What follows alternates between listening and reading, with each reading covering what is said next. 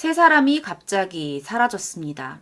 어디로 간다는 말도 남기지 않은 채 비슷한 시기에 사라진 그들에 대한 추측이 끊이질 않았습니다. 그들을 보았다는 주변인들과 목격자들의 증언이 계속 이어졌지만 갑작스런 세 사람의 실종에 대한 핵심 실마리는 발견되지 않았습니다. 그로부터 6개월 뒤인 1997년 6월 말경 비가 상당히 많이 왔던 날이었어요. 대구 달성군 옥포면에 있는 구마고속도로의 한 배수로 주변을 한 등산객이 지나고 있었는데요. 그 등산객이 우연히 이상하고 의심스러운 형체를 발견하게 됩니다. 그것은요, 빗물에 떠오른 한 구의 시신이었습니다.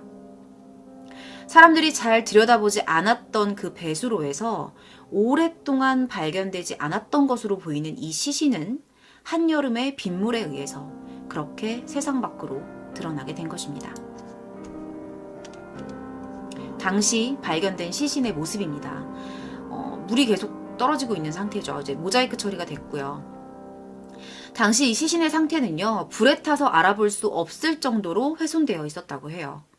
이게 지금 모자이크 된 부분만 봐도 약간 까맣게 그을러져 있는 그런 모습이죠. 그러니까 부패도 됐었겠지만 불에 타 있는 상태였다고 합니다.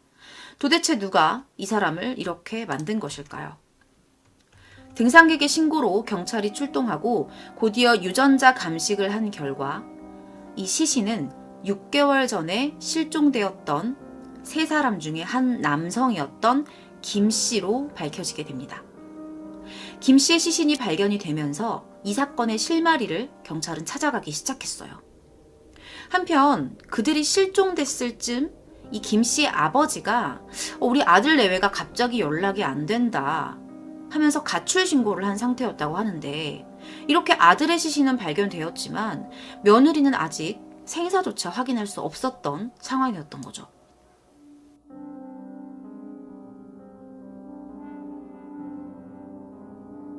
며느리 유 씨는 도대체 어디로 갔을까요? 그리고 며느리와 함께 사라진 또 한 명의 실종자는 누구일까요?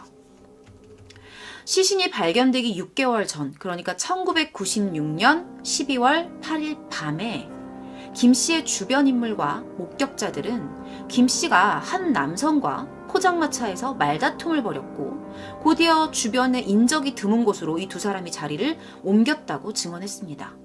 그리고 또 하나의 증언, 바로 아까 그 사망한 김 씨와 아내 유 씨 사이에 최근에 가정 불화가 상당히 심해서 부부싸움을 자주 했었다는 그런 증언이었어요. 두 부부의 잦은 부부싸움, 그리고 그들 사이에 등장했다는 한 남성, 그 남성과 김 씨의 다툼, 그리고 비슷한 시기에 사라졌던 세 사람. 이들이 어느 날 갑자기 사라졌던 거는 평범한 부부와 상관없는 한 청년이 있었다라는 것 때문이 아니라 한 청년과 평범한 부부 사이의 아내였던 유 씨가 내연 관계를 맺으면서 일어난 예정된 비극이었습니다. 사실 경찰은 이런 주변인들과 목격자들의 진술을 통해서 이 사건이 어떻게 흘러가고 있는 사건인지 대략적으로 맥락은 잡았어요. 핵심 실마리가 될 수 있는 뭔가가 발견되지 않은 상태였기 때문에 그게 단순히 물적 증거든 시신이든 뭐든지 간에 그런 핵심적인 실마리가 이렇게 발견되지 않은 상태였기 때문에 이게 딱 어떤 사건이다 본인들의 추측대로 결론 내릴 수가 없어서 수사의 난항을 겪고 있었던 상태였죠. 그러다가 6개월이 지났고 부부 사이의 남편이었던 김 씨의 시신이 배수로에서 발견이 되면서 이 비극의 씨앗이 드러나게 된 거예요. 여러분들이 지금부터 이 사건에 대해서 계속 들여다보시면 아시겠지만, 만약에 이 김 씨의 시신이 등산객에 의해서 끝끝내 발견이 되지 않았다면 이 사건은 범인이 제 발로 경찰서에 나타나서 자수를 했다고 해도 체포할 수는 없는 사건이었습니다. 시신이 발견된 시점에서 이제 경찰이 해야 할 일은 유력한 용의자로 지목된 김 씨의 아내 유 씨와 그와 내연 관계에 있었을 것으로 추정되는 남성 주 씨를 찾아내는 거였어요. 하지만 그들은 김 씨가 실종되던 그 시기에 사라지게 됩니다. 그래서 아까 제가 실종자가 셋이라고 얘기했던 거예요. 자, 이 두 사람을 찾기 위해서 경찰은 이 가족들을 조사했어요. 그리고 당시에 이제 찾아지질 않고 전혀 막 어떤 단서가 없다 보니까 이 경찰청 사람들이라는 프로그램 아시죠? 당시에 그 경찰청 사람들이라는 프로그램을 통해서 공개 수배까지 하게 됩니다. 현상금도 내걸었어요. 하지만 이 두 사람은 끝끝내 발견이 되지 않았습니다. 결국 사건이 발생하고 15년이 지나서 2011년 12월 7일에 해당 사건은 공소시효 만료로 영구 미제 사건이 됩니다. 그 사이에 실종 신고가 되어 있었던 내연녀 이 유 씨는요, 법원 판결을 통해서 2004년에 장기 실종으로 인해서 사망 처리가 되어 있는 상태였어요. 내연 관계의 두 사람 중에 이 남성 주 씨는요, 사실 대구 중구청 소속의 총망받던 양궁 선수였다고 해요. 그리고 당시 나이가 22살이었대요. 상당히 어린 나이죠. 여기에서 이제 24세라고 나와 있는데 24세, 20대 초반이었다고 여러분들 봐주시면 될 것 같아요. 이 주 씨가 이제 선수 생활을 하면서 합숙소 생활을 했었대요. 근데 되게 외롭게 합숙소 생활을 이렇게 하다가 그 시기에 합숙소 근처에 있었던 슈퍼마켓을 자주 왔다 갔다 했었다고 합니다. 뭐 생필품이나 간식이나 이런 것들을 사러 왔다 갔다 했던 거죠. 그런데 그때 그 슈퍼마켓의 여주인이었던 유 씨를 알게 되는 거예요. 처음에는 단순히 그냥 주인과 손님 딱 그 정도였어요.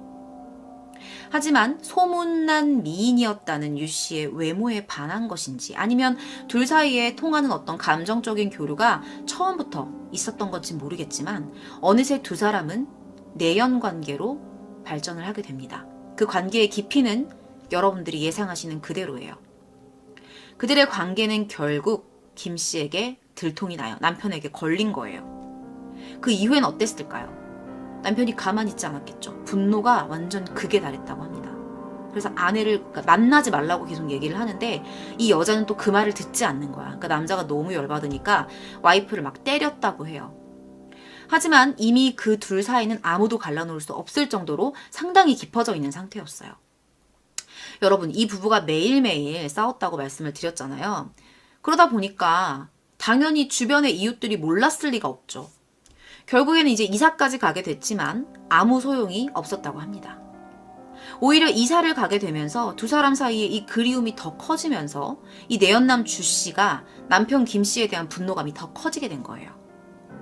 그러니까 네가 방해를 해서 내가 사랑하는 여자를 볼 수 없다. 넌 방해물이야. 이제 이런 식으로 생각을 했던 거죠. 또한 남편에게 추궁당하고 폭행당했다는 그런 사실에 대해서까지 이제 이 유 씨가 내연남에게 다 말을 한 거예요. 남편이 날 때렸다 뭐 이런 식으로. 사실 본인이 내연남이기 때문에 적극적으로 나서기 무서울 수도 있어요. 나이도 어렸잖아요. 24살이면. 근데 주 씨가 남편 김 씨를 찾아가요. 대담하게 정말 남편을 찾아가는 거야. 그래서 이렇게 말해. 그러니까 기분 나빴던 거야. 네가 내 여자와 내 사이를 갈라나? 네가 내 여자를 때려? 이렇게 생각을 한 거예요.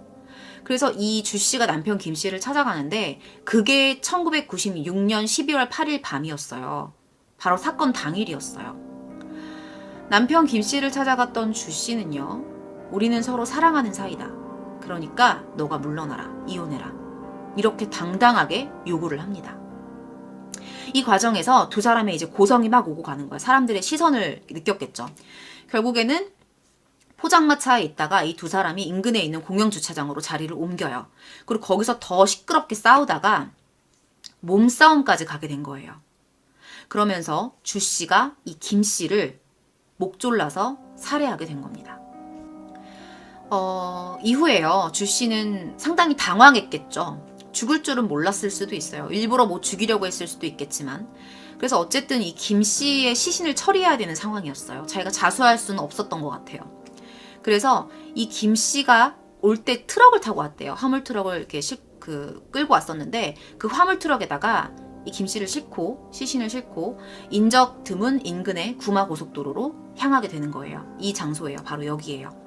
그래서 이쪽에 있는 이 배수로에다가 김 씨의 시신을 유기했고요. 그걸로도 모자라서 증거인멸을 하기 위해서였는지 아니면은 뭐 일종의 자신의 분노를 더 표출하기 위한 어떤 수단이었는지 모르겠는데 시신에다가 이제 휘발유를 뿌려서 불에 태워서 시신을 상당히 알아보기 힘들 정도로 훼손을 시켜버립니다.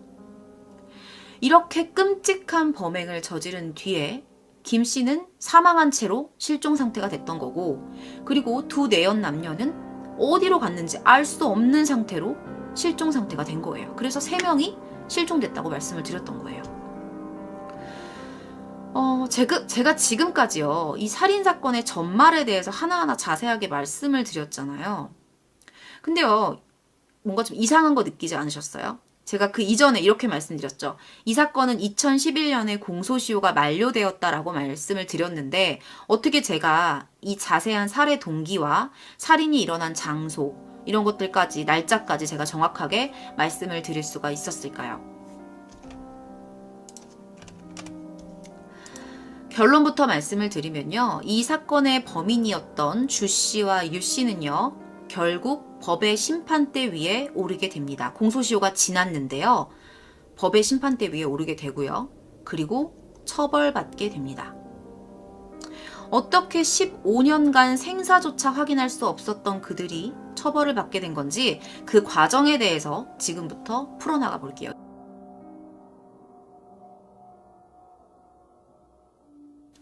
자, 2011년에요. 공소시효가 만료가 됐다고 말씀을 드렸어요. 그리고 경찰은 이 사건을 미제 사건으로 종결을 했었죠. 그러니까 그렇게 미제 사건으로 종결이 되면서 이 사건에 관련된 기록이나 문서 이런 것들도 다 이제 대부분 폐기 처분이 됐었다고 합니다. 근데 4년이 지나요. 그 2011년으로부터 4년이 지나서 2015년에 상황이 완전 급반전이 됩니다.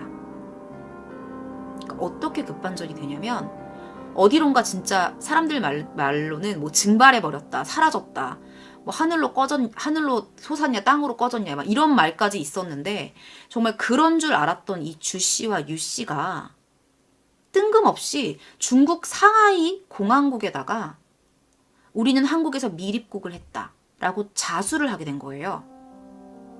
맞아요. 그들은 중국에 있었습니다.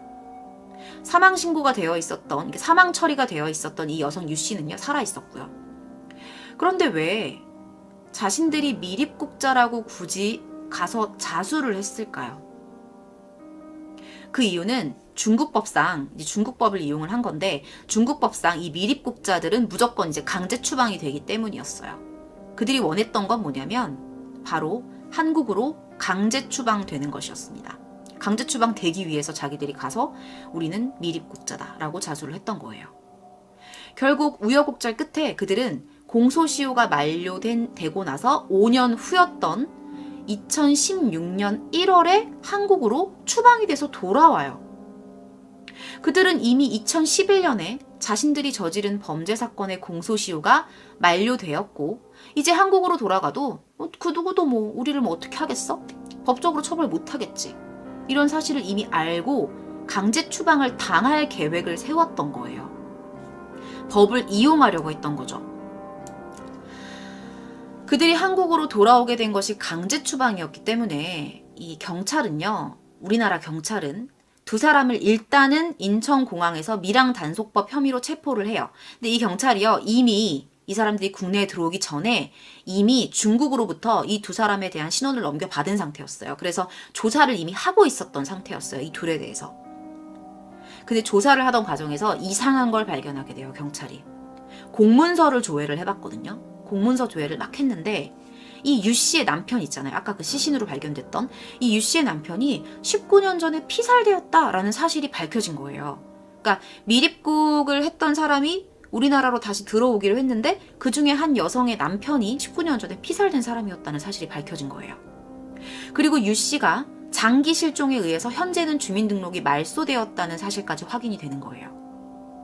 그래서 이 경찰은 이게 보통 사건이 아니구나. 얘네들이랑 이 19년 전 피살 사건이랑 뭔가 연관이 있구나라는 거를 감지를 한 거죠. 그래서 그때 그 피살 사건을 담당했던 퇴직한 경찰관들이랑 피해자 가족들이랑 그리고 주변 인물들을 상대로 재조사가 시작되게 됩니다. 그리고 이후에 이제 그때 이제 어떤 발견했었던 국가수 기록들 있잖아요. 그런 기록들을 찾아내면서 당시 김 씨의 몸에, 그 김 씨의 시신에서 발견됐던 DNA 중에 하나가 이 양궁 선수 주 씨와 일치한다는 결과까지 얻어내요. 이게 이제 이 사람들이 한국 들어오고 나서, 그다음 들어오기 전에 이제 일어났던 수사 과정이에요. 그래서 결국 주 씨는요, 경찰의 이런 추궁에 살인 혐의를 인정을 합니다. 그래요, 내가 죽였어요. 이렇게 된 거예요. 근데 얘네들이 정말 뻔뻔하게 이렇게 나와요. 너무 당당하게. 아, 그래요. 뭐 죽였어요. 근데 뭐 어쩌실 건데요. 그 사건 이미 공소시효 만료됐잖아요. 라면서 아주 당당한 태도를 보인 거예요. 공소시효 만료됐죠. 2011년에. 근데 그래서 되게 당당했잖아. 잡혀가면서도. 근데 이거는 그 사람들의, 그들의 엄청난 착각이었어요. 왜 착각이었냐? 저도 정말 이걸 보고 조금 놀랐는데, 그 이유는 뭐냐면 형사소송법 제253조 3항의 내용 때문이었어요.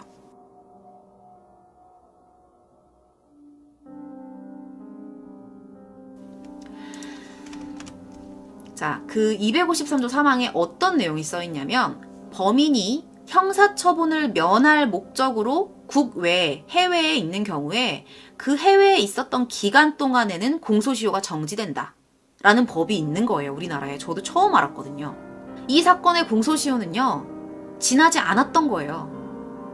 아니, 그들이 언제 한국에 들어오던지 그거하고는 상관없이 그들의 형사처분 목적으로 만약에 국외에 있었다면 공소시효는 정지되는 거고요. 한국에 오는 즉시 처벌받게 되는 거예요. 그러니까 오히려 그 사람들, 그들 입장에서는 중국에 계속 미립국자로 머물러 있었다면 차라리 체포되지 않았을 수 있는 일이에요. 단순히. 근데 단순히 얘네들이 15년만 버티자. 우리 15년 뒤엔 한국으로 가자. 라면서 뭔가 자기들도 그런 법을 이용하려고 했는데 이렇게 깊은 사정까지는 몰랐던 거예요. 그래서 이 사람들의 이 무지가 이런 반가운 결과를 낳게 된 거죠. 그런데요, 이들이 가만히 있었을까요? 뭐라고 얘기를 하냐면 머리를 또 써요. 머리를 정말 잘 써. 아, 제가 계산을 잘못했네요. 그럼 체포되겠습니다. 하고 이 사람들이 과연 수능을 했을까요? 이번에 그들은 말 바꾸기를 시작합니다. 뭐라고 말을 바꾸냐면, 아, 우리가 중국으로 밀항했던 건 맞아요. 내가 사람 죽인 것도 맞고 중국으로 밀항했던 것도 맞아요. 근데 우리가 1997년에 밀항을 했던 게 아니라요. 사실 2014년에 저희가 밀항을 한 겁니다. 이렇게 말을 해요. 그러니까 이 말이 무슨 말이냐? 즉 뭐냐? 공소시효 만료까지 국내에 있었으니까 우리가 국내에 있는 동안 공소시효는 끝난 거다. 정지되지 않았다. 왜냐? 우리는 2014년에 들어갔다.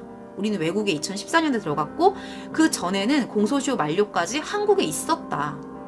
15년 지났다 이미. 그러니까 이런 말을 하고 있는 거예요. 결국에는. 그러니까 순간순간 처벌을 면하기 위해서 머리를 진짜 잘 굴려. 완전 머리를 너무 잘 굴리는 거야.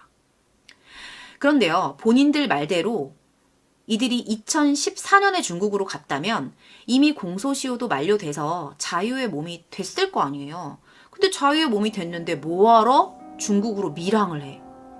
밀항을 하고 뭐하러 거기 가서 저희 밀항했어요 하면서 자수를 해. 말이 안 된다는 거예요. 자유의 몸인데 뭐하러 그런 짓을 해요. 그쵸?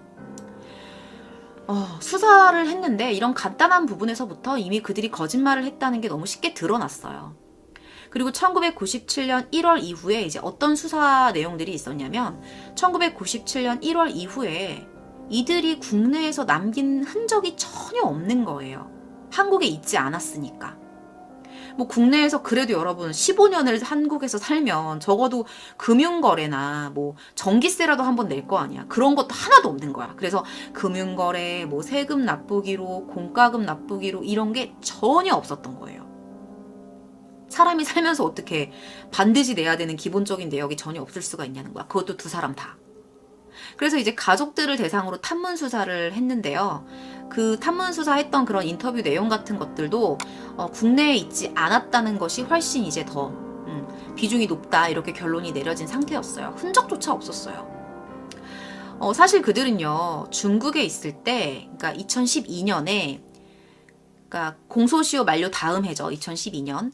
그때 한국에 들어오려고 친인척들에게 연락을 한번 했었다고 해요.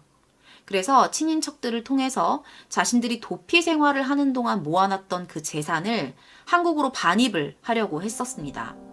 그리고 위조 여권을 사용해서 자기들도 한국으로 밀항을 하려고 실행을 했었는데 실패했어요. 그 밀항이 쉽지가 않대요, 사실. 정말 어렵다고 해요.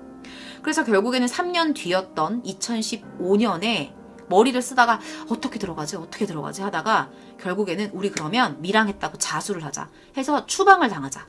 어차피 공소시효도 끝났잖아. 이렇게 된 거예요. 그래서 공소시효 만료만 기다렸다가 이미 뭐 공소시효는 만료됐지만 이제 공안 당국에다가 우리 추방돼야 되지 않냐 이제 이렇게 말을 한 거죠. 그래서 공안 당국에 2개월 동안 억류가 돼요. 근데 억류됐을 때도 빨리 우리 한국으로 보내달라고 단식 투쟁까지 했었다고 합니다. 대단한 인간들이죠, 정말. 그런데 경찰이 1997년에 그들이 밀항을 했다고 결론을 짓기엔 사실 애매한 부분이 많았어요. 왜냐면 국내에서 세금이나 공과금 납부 등에 관련된 흔적이 없고 가족들의 진술상 그렇게 보인다라고 해서 딱 결론을 내릴 수는 없는 거잖아요. 결국 마지막에 경찰은요, 주 씨와 유 씨의 가족들의 행적을 들여다보기로 합니다. 그러니까 주 씨와 유 씨 안에선 찾을 수 있는 게 별로 없으니까 그 가족들을 이제 탐문으로 수사를 하기로 한 거예요. 근데 2010년에 그리고 2013년에 이 유 씨의 친언니 부부가 중국으로 2차례 여행을 다녀왔었다는 사실이 드러나게 돼요. 뭐 여행은 어디든 갈 수 있죠, 사람이라는 게. 근데 경찰이 의심했던 건 뭐냐면 여행 때문이 아니었어요. 근데 보통 우리가 여행을 가게 되면 여행사에다가 예약을 해서 가거나 뭐 그게 아니라면 적어도 이제 숙박시설 정도는 예약을 하고 가잖아요. 그게 상식인데 이 두 사람 모두 다 비행기 표를 산 기록밖에 없는 거예요. 그러니까 이게 상당히 의심스러웠던 거야. 뭐 노숙을 했나? 그럴 리가 없잖아, 중국에 가서 2번이나. 그리고 여행 갔다 왔다면서 사진도 한 적 없고. 그래서 이 의심을 했던 이 경찰이요, 결국 이 친언니의 집을 압수수색을 합니다. 그리고 그 집에서 결정적인 단서들을 막 발견을 해요. 자, 첫 번째로 발견한 게 뭐였냐면 이 유 씨와 주 씨가 일본의 디즈니랜드, 중국의 만리장성 이런 관광지에서 정말 부부처럼 다정하게 찍은 사진 약 10장을 발견합니다. 언니 집에서. 그리고 증거가 되려고 했었는지 그 사진 뒤를 이렇게 보니까 그 뒤에 촬영 일자가 적혀 있는 거야. 2000년 몇 월 며칠 막 이런 식으로. 그러니까 자기들이 적어놓은 거에 자기들이 걸린 거예요. 더 이상 변명할 수도 없는 그런 증거죠. 해외에 있었다는 어떤 정황이 포착되는 그런 증거였어요. 근데 이 사진들이 어떻게 언니네 집에 이게 와 있었냐면 이 언니 부부가 유 씨가 머물던 중국에 갔었다고 했거든요. 근데 그 중국에 갔을 때 이 동생이 언니한테 언니 나 이건 도저히 못 버리겠어. 우리 추억이라서 언니가 좀 맡아줄래? 하면서 언니한테 맡아달라고 부탁한 거를 언니가 한국으로 가지고 왔는데 그게 경찰한테 걸린 거예요. 이렇게 그들이 해외에 있었다는 정황도 포착이 됐고요. 거기에 보태서 정말 그 사람들이 한국에 있지 않았다는 정확한 근거가 있었어요. 뭐냐면 이 두 사람이 1998년에 일본으로 밀항을 했었거든요. 그때 썼던 위조 여권이랑 증명사진들까지 발견이 된 거예요. 그리고 그들이 사건 이후에 19년 동안 어디서 어디로 도주하면서 다녔는지의 그 행적이 자세하게 기록되어 있는 메모지까지 발견이 돼요. 무슨 증거로 봐주세요 하고 미리 만들어 놓은 것처럼 그런 메모지가 발견이 됩니다. 이런 물증은 절대 피할 수가 없죠. 불시에 들이닥쳤는데 그게 거기 써있다? 조작하기도 힘든 거죠. 이렇게 그들이 재판까지 가게 됩니다. 그래서 당시 범행에 대해서 자백을 했기 때문에 제가 사건의 전말에 대해서도 이렇게 전달을 해드릴 수가 있었던 거예요.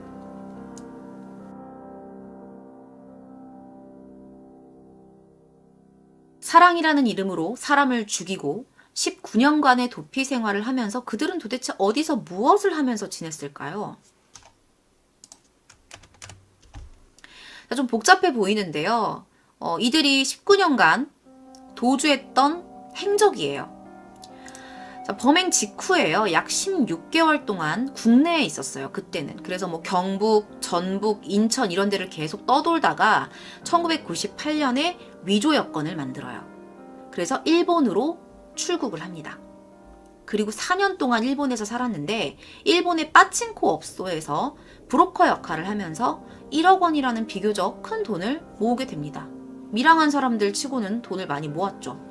그러니까 그런 식으로 어느 정도 일본에서의 자신들의 생활의 안정을 찾아가고 있었어요. 근데 뭐가 터지냐? 터진다기보다는 어떤 일이 생겼냐? 여러분들 2002년이 어떤 해인지 아시죠? 한일 월드컵이었어요. 근데 이 한일 월드컵이 이렇게 딱 개최가 되면서 일본에서 이제 전체적으로 전국적으로 좀 검문 검색이 강화가 됐다고 합니다. 그래서 결국에는 신변의 위협을 느낀 거예요. 뭔가 자기들이 걸릴 것 같다, 죄가 드러날 것 같다라는 생각을 했던 거죠. 그래서 여기 있으면 안 되겠다, 우리 딴 데로 옮기자. 그래서 2002년 6월에 중국 상하이로 또 거처를 옮깁니다. 이때도 위조 여권을 사용해서 밀항을 했던 거예요. 중국에서 이 사람들은 무슨 일을 했었냐면은 트럭에다가 야채를 실어주는 일을 하거나 공장을 다니면서 좀 근근히 이어갔다고 합니다, 생계를. 그 와중에 유 씨의 언니, 아까 그 친언니 기억나시죠?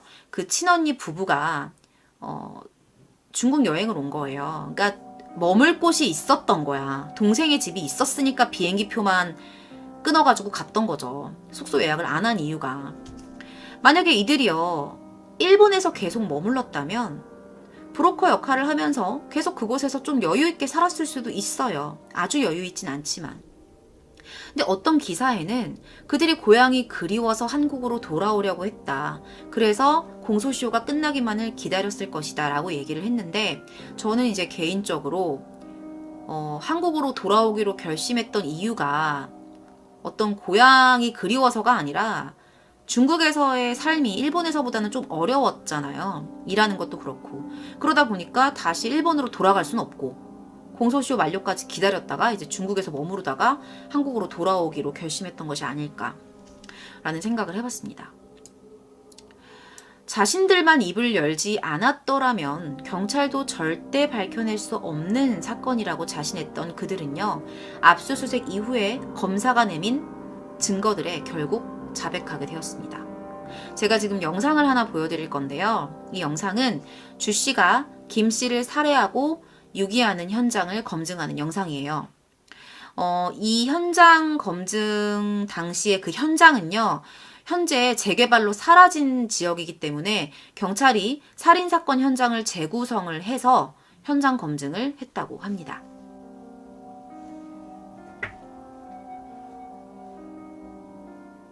이 배수로에다가 이제 시신을 유기하는 장면이죠.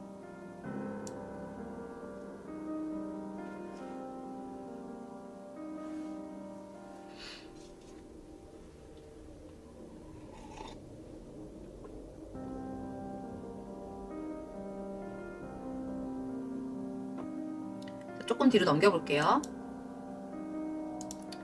자, 이제 뭘 하냐면요. 이게 아마 휘발유를 묘사하는 것 같아요. 이게 뭘 뿌리는 그 동작을 하거든요. 이렇게 보시면.